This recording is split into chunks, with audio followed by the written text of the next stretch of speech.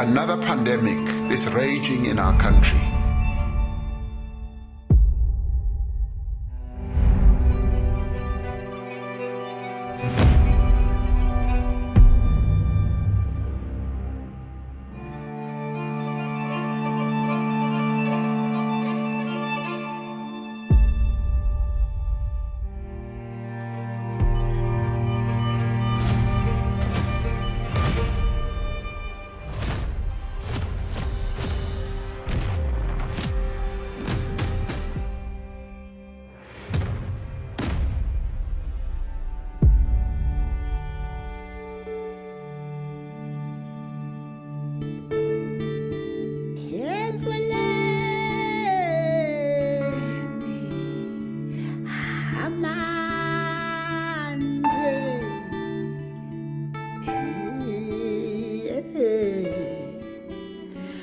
No time, no.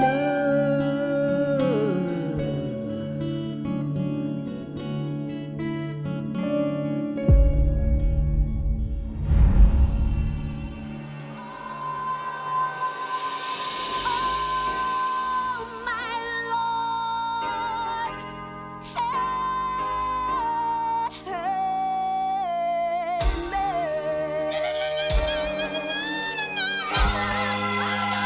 Freedom cannot be achieved unless the women have been emancipated from all forms of oppression.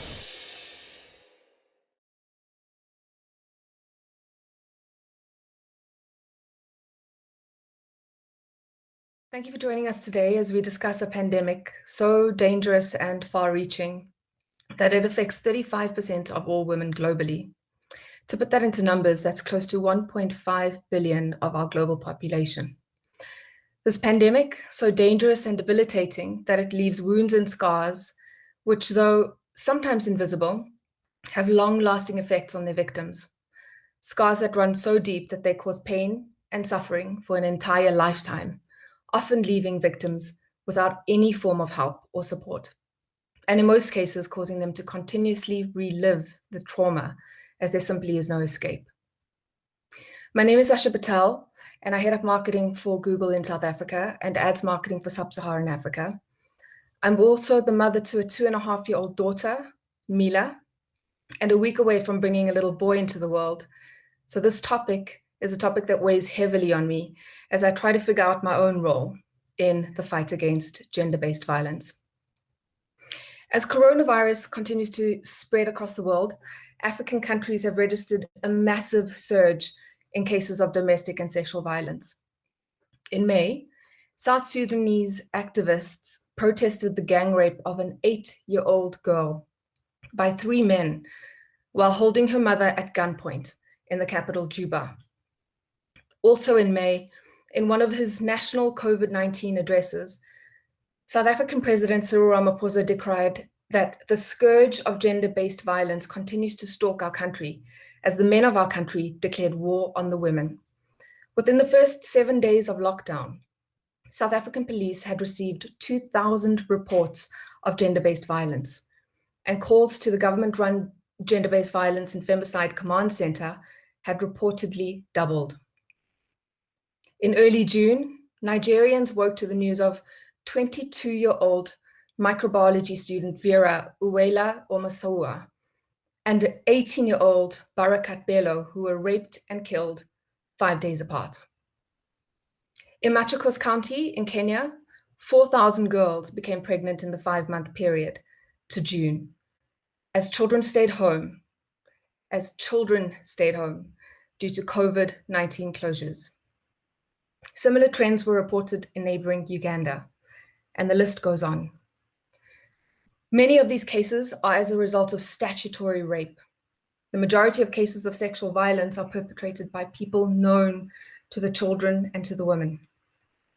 Proof that home is hardly a safe space.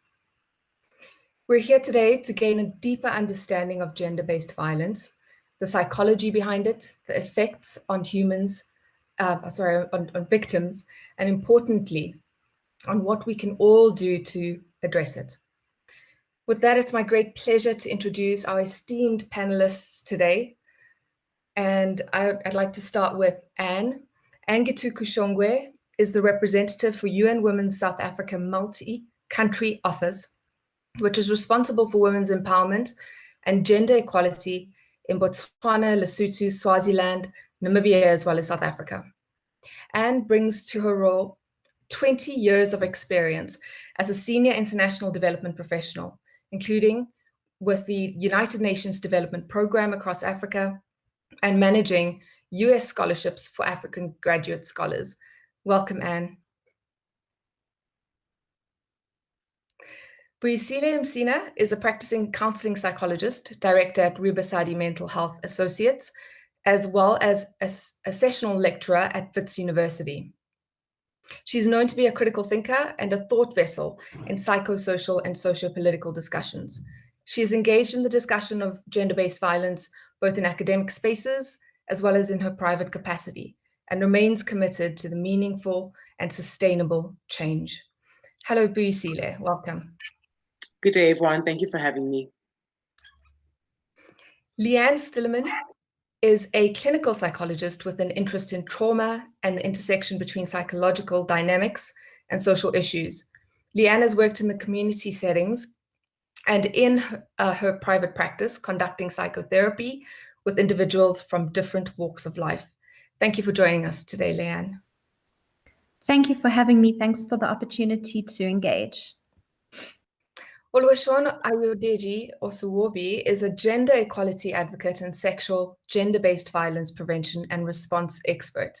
In her official capacity as the executive director of Stand to End Rape Initiative, STER, Oluwaseun leads the advocacy for gender equality, pushing for an end to sexual and gender-based violence, whilst providing psychological support to survivors in Nigeria. Thank you for joining us today. Thank you for having me.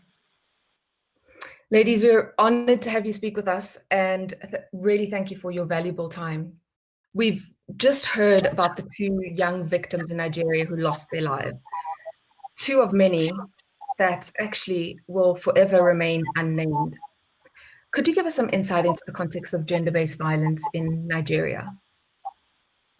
Thank you very much. So gender-based violence in Nigeria takes different shapes. So from female genital mutilation to domestic violence to sexual abuse to child marriage. It's just a whole spectrum of violence. But I want to focus more on sexual violence and domestic violence, which is where I primarily work as an expert in Nigeria. So if you noticed, if you look at our data actually, the Demographics and Health Survey of 2018 said that 30% of women aged 15 to 49 would have experienced sexual abuse. So 30% of women in Nigeria.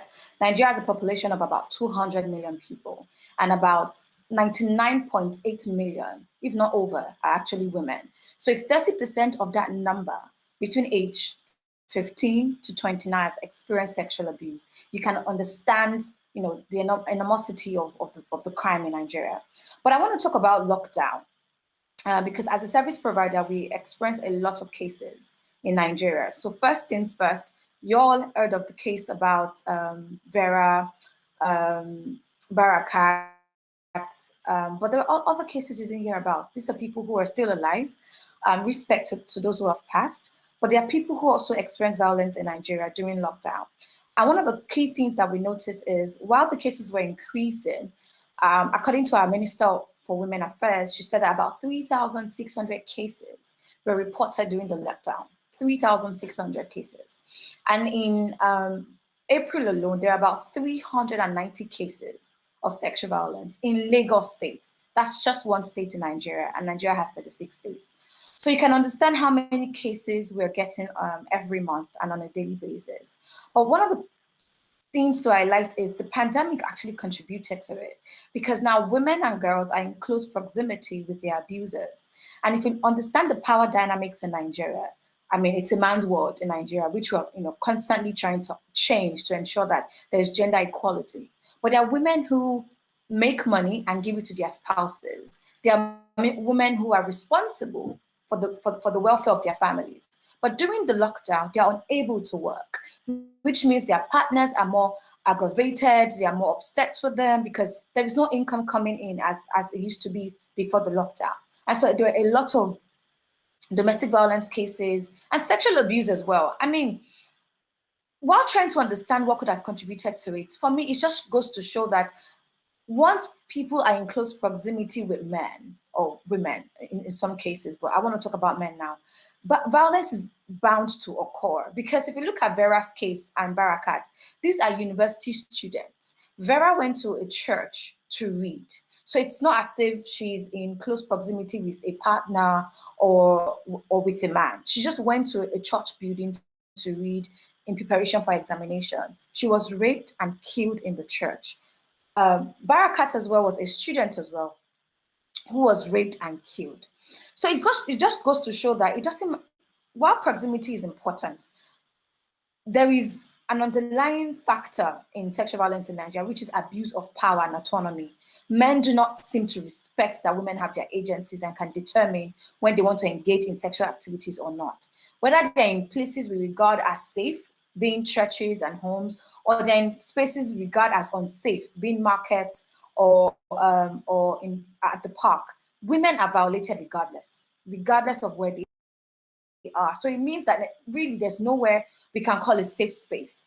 And what happened during the lockdown is we had more cases being reported, but less services being provided because service providers such as STER, for example, were shut down during the lockdown. So women could not easily access post-exposure prophylaxis from hospitals because those hospitals had been converted to COVID-19 response centers. I mean, COVID is an important issue, but there's always a gender dynamics to every crisis. And that's where Nigeria failed because we did not anticipate that violence was going to occur more frequently during the lockdown. So we really did not have plans. So what was happening was service providers kept going helter-skelter, trying to provide services to survivors.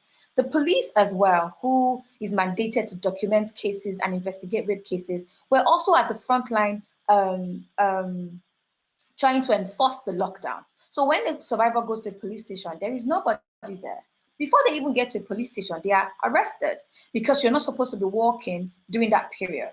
So my question, to the minister when we had the call was, so where exactly does, GBV response come into play? How do we prioritize it? So we're prioritizing lockdown, we're prioritizing isolation centers, but I cannot see the priority for the well-being and welfare of women who have experienced abuse or continue to experience abuse during the lockdown. So we had a lot of cases in Nigeria during the lockdown, and we really did not have a lot of support. If you look at the courts, for example, the courts were also shut down, which meant that they couldn't, give restrictive orders to men who are abusing their wives within the homes. Shelters were also locked down, which means women were forced to stay in abusive homes with their abusers. So I think the pandemic really showed us that Nigeria is really not prepared, for effective or holistic gender and sexual violence response, and it's just a learning curve for us to keep improving in our response system.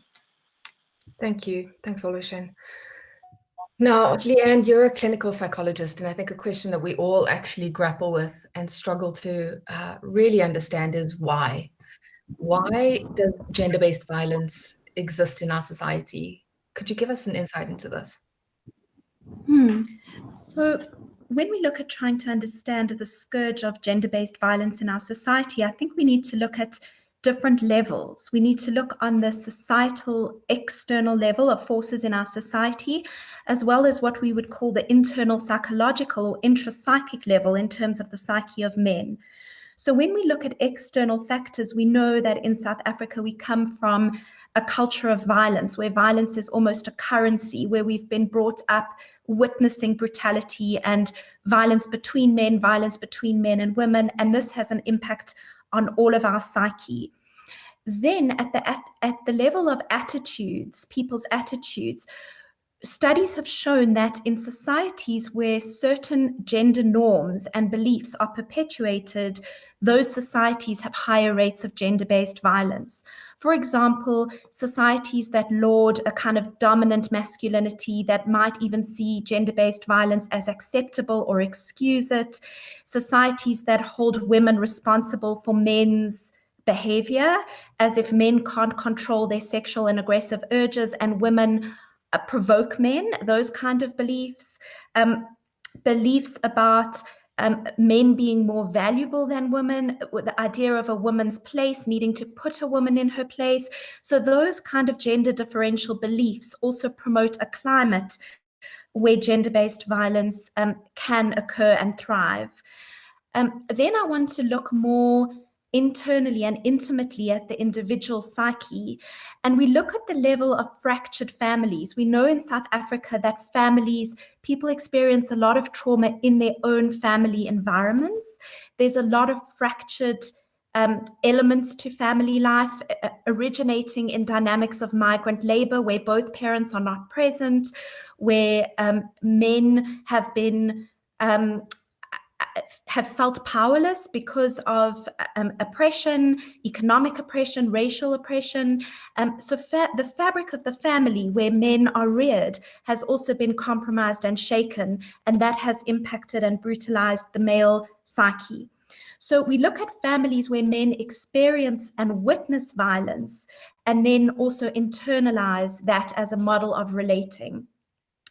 Then we also look at a society where men experience powerlessness and deprivation, and the kind of rage that can elicit. So in order to be okay with one's vulnerability, one needs to feel safe and protected, and as if that is a valued part of human relationships, to express emotions, it's okay to be vulnerable and receptive to other people. But in an environment where the man or boy himself feels frightened and traumatized, he's going to be likely to identify with a more dominant form of masculinity, which prizes physical power and control. And the male might, in this kind of situation, the man or boy might really try to get rid of their own vulnerability. And this is very subconscious. And then you look at a woman and you see a weaker being, you see a more vulnerable being. And it's almost as if you project all your hatred for your own vulnerability and weakness onto the woman and attack that outside of yourself in order to feel powerful and dominant in your role as a person in the world. So this is a very sad reality. And then one more comment on intimate partner violence. In order to have a healthy, intimate relationship, you need to be okay with the other person being autonomous. When men feel so threatened with humiliation, with rejection, with abandonment, that can lead to feelings of needing to control their partner. Partner comes home late from work, the man experiences a boiling kind of a rage of, is she going to humiliate me, leave me, abandon me? Is she having an affair with somebody else? I need to clamp down and put her in her place and control her. And that comes from a deep psychological unsafety of not feeling that one cannot be in an autonomous relationship where one allows one's partner to be a separate, independent being. So I suppose what I'm saying is that men are very wounded, and women also grow up in these traumatized societies and internalize some of these narratives and can also be part of perpetuating them. So I guess I've pointed to a multi-layered kind of situation where men will take external narratives and use them to justify or to serve their internal psychological purposes. Thanks, Leanne. I think so important to understand that psychology, because often, we just can't fathom why a man would inflict the pain and harm on someone that seems to be weaker. Anne, now you're a passionate advocate for women's rights, and I remember calling you to talk to you a couple of months ago when news of Oluwaseun had made local headlines. And I said, Anne, what are we going to do? What, in your opinion, is needed to end or prevent the violence against women and children?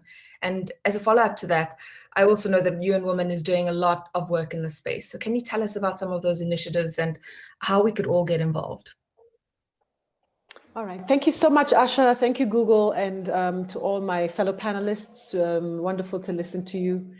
and really very good to follow Leanne, because I think what we have learned, and as you know, the United Nations is a big, monolithic, huge organization of many, many, many different partners. And so what we've done as UN Women is to focus our attention as much as we can on prevention, because we feel that this is an area that has been the least invested in over time. And we're very engaged with the response and not so much with prevention.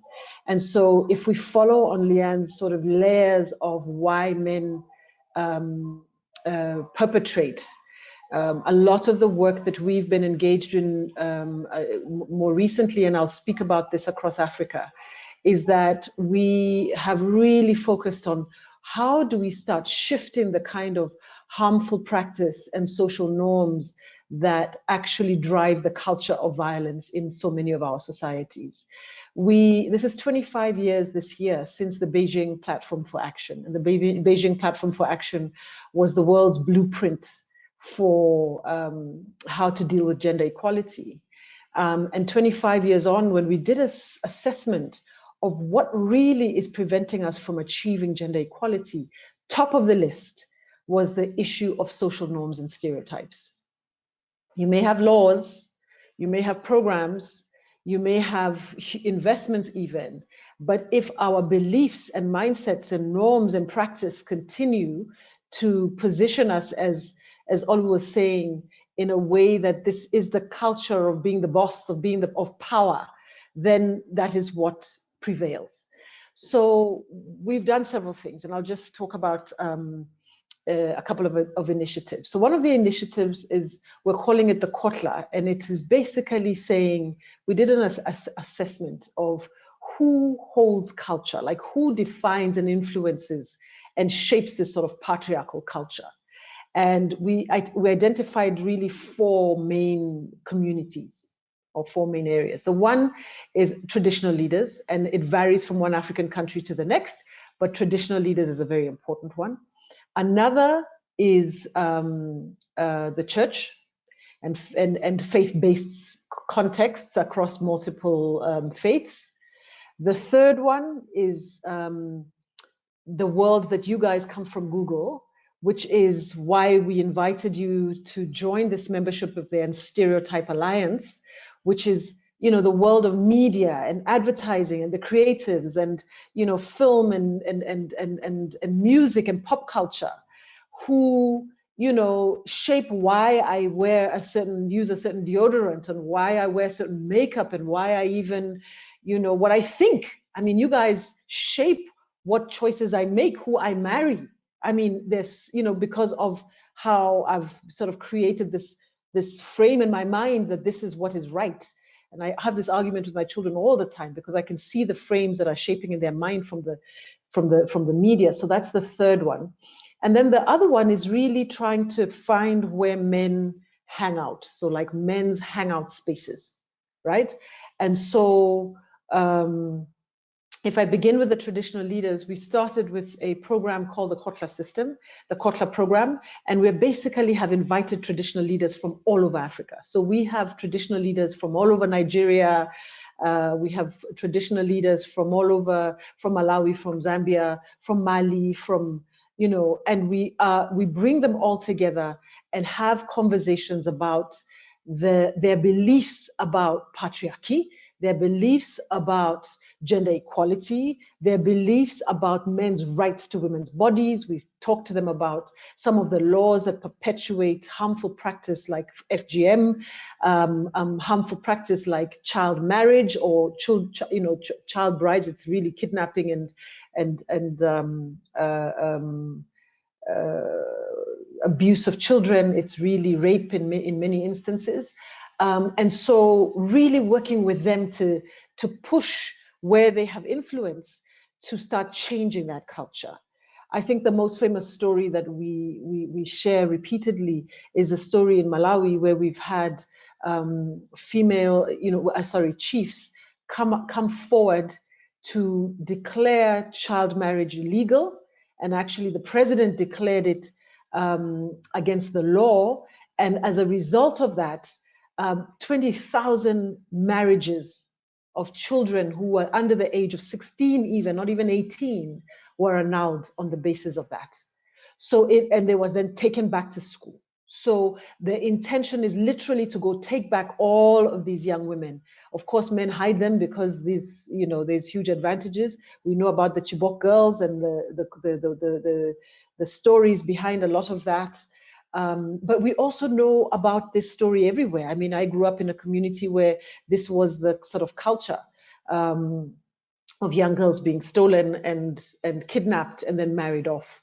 So turning that around, we were really pleased at the end of last year where the Sunni Muslims actually came out and made an announcement to you know, that child marriage is no longer legal, right? Of course, the declaration and the law is different from the practice. So the practice is work that will take time, but we are at least having the conversation with those who hold a lot of this culture. You know, in South Africa, Ubutwala, in some of these cultures, you know, really just perpetuate harmful practice. Sudan annulled or actually reversed FGM. And basically, it is now illegal to practice FGM. We still have to do the work with the women themselves who actually conduct the FGM and with the chiefs and leaders who perpetuate FGM. But in principle, these are some of the areas where we're beginning to see some traction. The other one is about faith-based organizations. Now, faith-based organizations, we've been working with them for many, many years. But the Sunni Muslim example, I think, is one of the examples of the faith-based organizations. And in the work that we're doing with faith-based organizations, we're challenging them at 3 levels. The first one is looking at the doctrine itself. What are you teaching in church? Let's look at the language. And I was speaking on Sunday. I was invited to speak to the Anglican Church in St. Albans here in Pretoria. And I actually started my presentation by saying, from my reading, growing up a Christian, Jesus was a feminist. So all leaders line up behind him. Case after case after case, he talked about, you know, he took on the rights of women, whether it was the adulterous woman or the Sunamite woman or you know, woman with the issue of blood, woman after woman after woman, he showed that they have equal rights. And so if that is the case from a historical biblical leader like he is, why would we then continue to teach the teachings that are actually patriarchal? So challenging the teaching and the doctrine. And so there are programs. In fact, I was just there now at the lodge. The third one is around pop culture. And there are different, you know, and I was approached by a pop artist recently who wants to get engaged in this. And my message to him is, I'm not going to celebrate you on our channel. What I want you to do is for you to call out all your other hip hop artists and, you know, Amapiano dudes and the artists in Nigeria that we are working with, and talk to them about how their music objectifies women and how you project women in this place. Because until you begin to challenge one another, you know, and it's not my place for me to tell you that you're misbehaving. You men call each other out. Because that's one of the biggest areas that we've been pushing, is for men to actually start doing the work amongst themselves, right? And so the Unstereotype Alliance, as you know, and Google is a founding member here in South Africa, is to really get these environments, and we're working with the creative industry to do a call to action to the creatives to say, first of all, unstereotype everything you do. Secondly, start changing the mindsets of men because you're such an influencer. If it's through your alcohol or through your whatever, wherever you find men, do it. So that's one. Then the last one, we've worked with men, learning from the what works to end violence research that the MRC did in several countries, where they identified the sustained dialogue of men to start shifting their behavior. We then partnered with with taverns. It's part of our He for She work.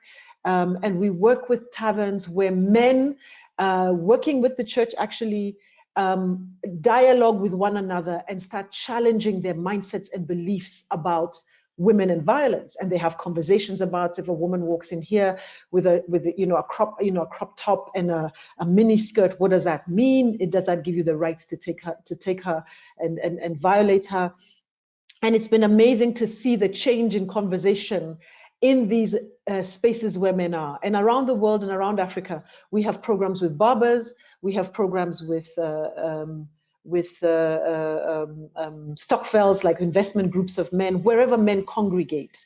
It's still early days, but I really truly believe that sustained work in this space where we can push men and men's organizations to continue to do work on themselves is where we need to spend more and more time so that we can prevent it before we have to spend so much time in responding to it. Thanks, Anne. Thanks, Anne. And you touched upon a lot around, the victims, and I do want to kind of hone in on the victims for a second. Now, Buyisile, you do a lot of work in this space, both with victims and perpetrators of gender-based violence. Can you help us understand what are the underlying and psychological impacts that affect victims of gender-based violence? And do victims ever recover? I mean, how do they go about, their daily lives? Thank you so much. So from my side, and I mean, we have heard all the inputs from the fellow panelists in talking to gender-based violence. In the academic space, which is most likely the primary space in which I engage the subject fully, we have, of course, students coming up with varied experiences around how they've existed with gender-based violence for themselves and how they've been impacted significantly by it. In terms of the psychological impact, I want to lean into what Leanne spoke about when she highlighted some of the dynamics and the relational dynamics that we can expect between genders, be it same-sex or between men and women. And what we then find is that with the psychological impact, we need to look at gender-based violence from the lens of the perpetrator and also gender-based violence from the lens of the victim. Because what we need to then come to understand is before we can start to develop meaningful and sustainable intervention, we must have a bit of an impression of what is happening in the lived experiences of both categories of individuals. And what you then find is that with how we're being socialized into relating to one another is that there is this sense of a power dynamic that exists between groups, and a power dynamic that is constantly fluid and fluctuating. And what everyone does in terms of their ego defense and their ego preservation is how best to ensure that their power is maintained. So what then happens then in that dynamic, particularly with gender-based violence, is that there's a threat to power, there's a threat to the social hierarchy of dominance.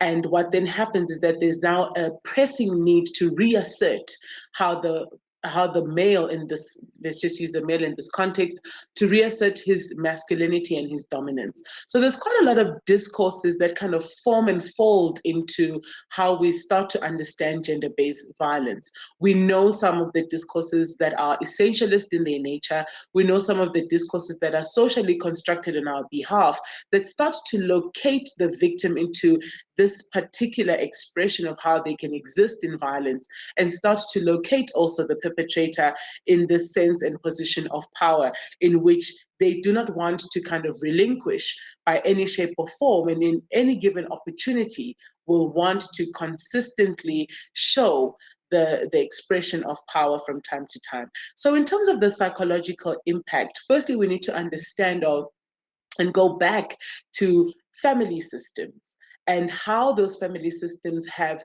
created a script for how we engage between genders.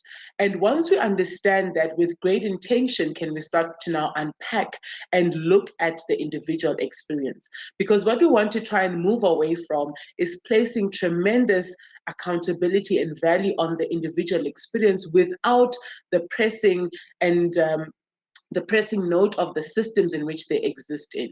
So the people responsible of socializing, the cultural context, the religious scripts that are forming how we exist as both a perpetrator and a victim in the orbit of gender-based violence.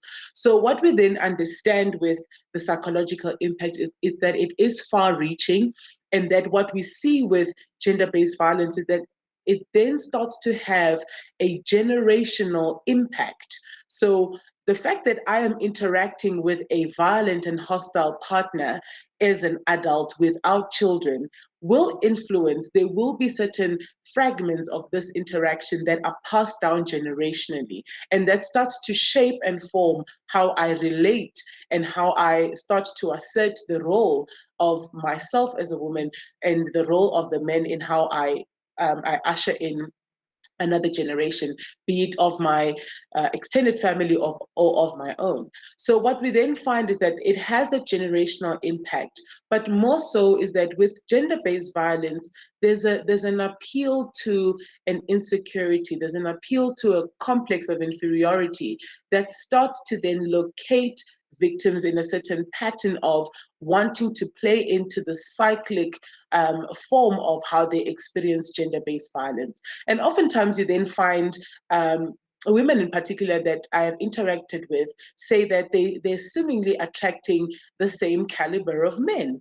And I then question that, or I challenge that to say, do we not have to look at the fact that you may be existing in a certain form in those relationships that then places you in this vulnerable position?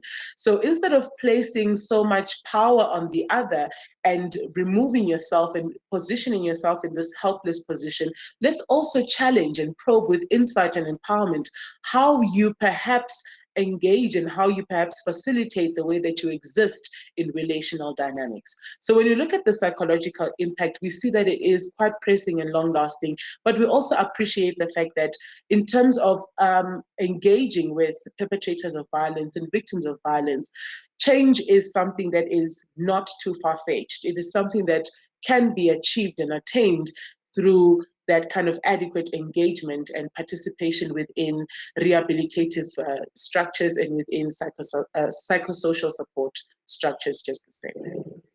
Thanks, Buyisile. You know, the million-dollar question, I guess, for all of us in society, when hearing all of this news and reading all of the news that we see, is what can we do? What can society do? How do we help? How do we prevent? And how do we fight gender-based violence? Thank you very much. I think Anne already mentioned some fantastic programs that they are running at UN Women, which I think can, be scaled to other parts of, Africa. Specifically, I'll speak from the Nigerian context.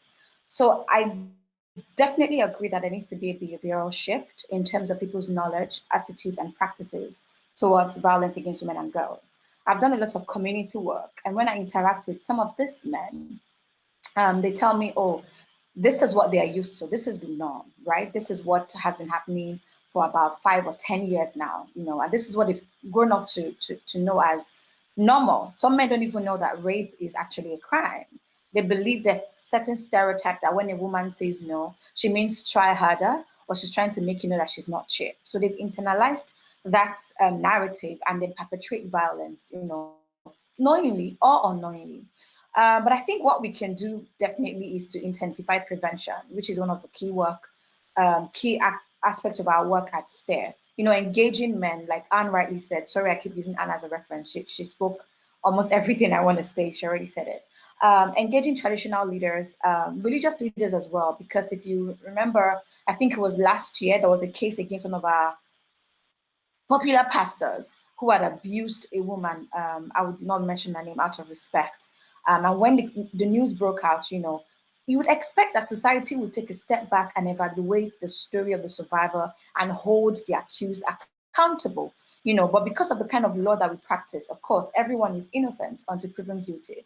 So society started expecting the survivor to prove that she was indeed raped. And like I always say, rape is not like a general assembly or like a party where you call other parties to come and experience. It's always something that happens between either two people or a number of people, but it's not like you have a witness waiting or looking around the corner just to help you document your story. But then society expects that survivors need to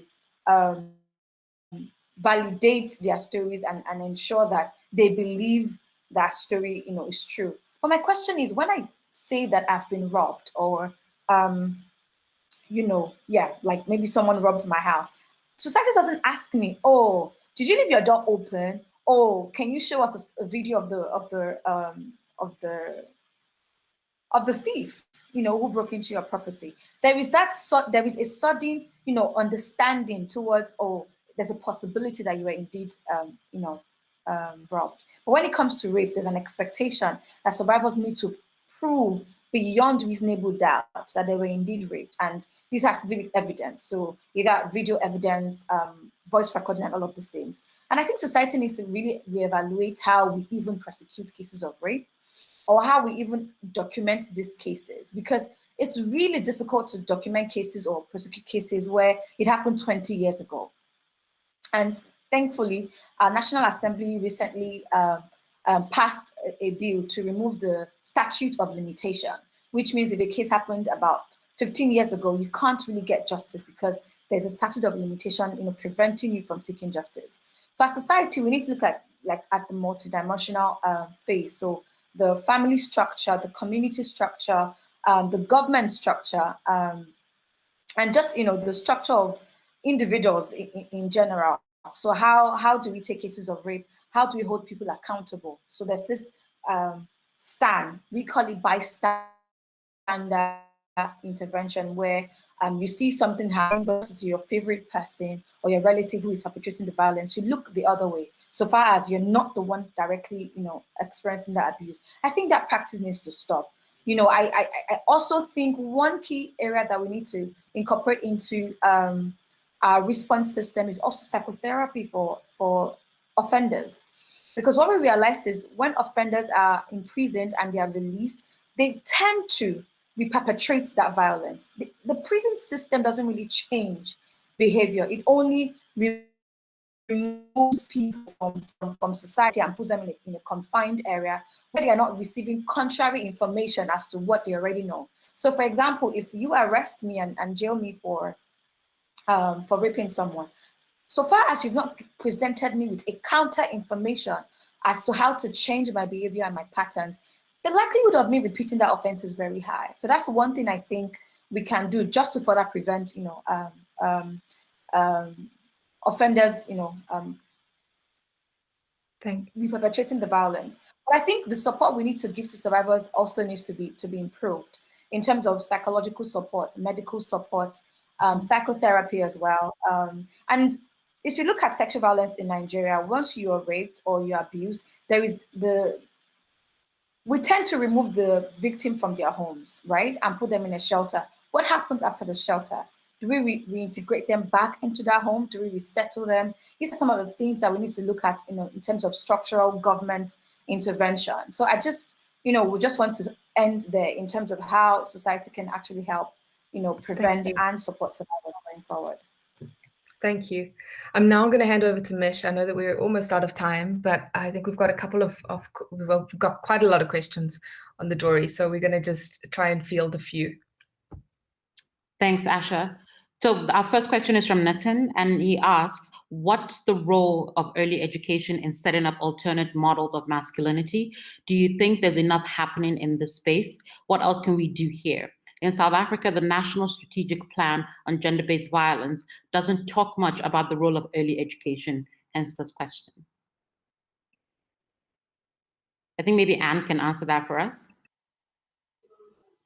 Sure, thanks, Mitch. I think this is a really good question, and I think that is a weakness in the National Strategic Plan, even though we did work very closely with partners like UNICEF and several of our child organizations.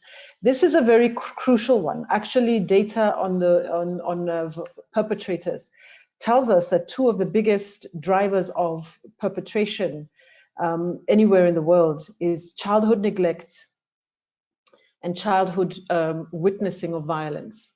And so it is really, really important to use education and early education from a very young age to start teaching the power of equality and masculinity that is, that is kind, is inclusive, etc. So I do agree with him, and I think I didn't mention it just because of our own silos in the UN. UNICEF will say all of this, but I think it is so important that we talk about, really a continuum of positive masculinity from the cradle to the grave, because honestly, everywhere we go, there is so much. I mean, I think one of the things that we've been seeing in South Africa in our work with men is the kind of rewards and incentives for men to be violent, to the point that they would rather pretend that they're an abuser than be found to not be abusing, even when they're not abusing. So it is really deeply entrenched. So if we can start undoing it from a young age, that becomes very important. I do want to say something about what Olu mentioned, and that was the issue of bystanderism. We've done a study on bystanderism in South Africa and in Georgia, in Europe, and we basically found that this issue that I'm raising of rewards and incentives and bystanderism is one of the most dangerous sort of practices, because we all as society don't play our part in calling out violence where we see it, even from a young age. Even in schools, we then the tough guy is and the violent guy is the one who is feared and respected. And so we start celebrating those kinds of behaviors at a very young age. So we need to curb it very, very early, cradle to the grave. Thank you, Anne. I think the next question, maybe I'll pose that to Buyisile. It talks about the famous case that happened in South Africa last year with a famous pastor. Again, I won't mention the name in respect to the survivor. It's where in court she was being posed questions that asked her to reveal very sensitive and very graphic moments in terms of the sexual assault. What can be done to protect survivors in court, and how can we make sure that they have the appropriate representation when it comes to testifying in court when they face their perpetrators? So in terms of, in response to that, I think the justice and the court system does take preference in concealing the identities of minors. And with adults who are coming into spaces of testifying, that might still need a bit more of a reconsideration and also an adjustment into how best we can ensure that the survivors/victims are protected.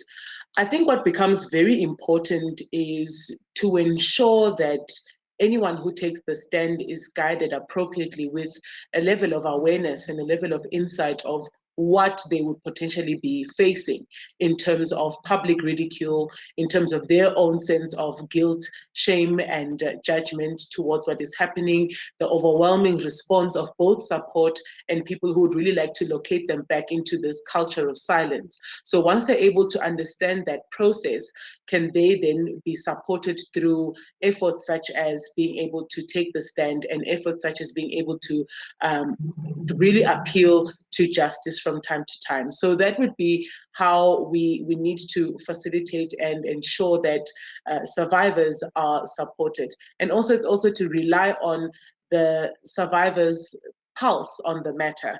Others would not like to remain in the shadows. They've been in the shadows long enough. How do we then empower them to still come out and still take a stand, but yet again being able to preserve their psychological experience? Thank you, Buyisile. So the next two questions are actually for Leanne. So I'm going to just combine them into one in the interest of time. So Leanne, you mentioned that some men are very wounded. What is contributing to this state? And following up to that, how do we address these societal structures that GBV seems to be rooted in? And how do we instill our communities to raise a generation of society with renewed perspectives? Okay, so the comment is about why, the question is about why men are wounded. Yes. I think that we're all wounded by trauma, and I define trauma broadly, not just as witnessing violence, which in many cases, unfortunately, is the case, but many adverse childhood experiences. So when Anne mentions cradle to the grave, a baby is born completely helpless and vulnerable, and a baby needs parental containment and provision of its basic needs in order to grow into an integrated and whole human being. So although I support the messaging and teaching gender equality, they do say that children are more influenced by what they see than by what we do as parents and adults than what we tell them. So you can preach and teach gender equality, and that's very important, but it's also about family relationships, and that if a boy is made to feel neglected, abandoned, humiliated for his helplessness and vulnerability, that is going to cause core early psychological issues that might be deeply unconscious, but will emerge and play out in later relationships. So the impact of woundedness is really about early experiences and how that shapes our adult interactions, because we all have an inner child that responds in knee-jerk ways when we feel abandoned, humiliated, rejected. So in answer to the wounded question, it's not a single answer. We're all wounded in different ways, but severe wounding can flag a certain person or family as a person at risk. And I think in South Africa, and in Africa in general, I would go as far as to say that we need interventions for youth at risk. I agree with the comment that I think it was Olu who said we need prevention programs in prisons, but also earlier, how do we identify boys at risk or even girls at risk, people at risk, based on difficult family environments, early signs of problematic behavior and relational difficulty, so that we can intervene early. So my approach as a therapist would always be more psychotherapeutic, of working with families to try to heal the intergenerational wounds that are causing the woundedness and perpetuating it. But of course, the education on attitudes and gender equality is also important. So yes, just a little bit rushed because I know we're running low on time. So 1 hour is just not enough time to actually, delve deep enough into this topic. It's so multifaceted, but I would like to thank our incredible panelists for their time today, for their knowledge, and for all of their work in this space. For those of you that are listening and sent in questions, also a very big thank you. For anyone impacted, or if you know of someone affected by gender-based violence, we'll close this discussion with a couple of resources that are available across South Africa, Nigeria, as well as Kenya. Let's all rise up and take a stand far greater than we have ever taken before. Let's protect the women and children in our society from one of the greatest pandemics that we face today. Thank you.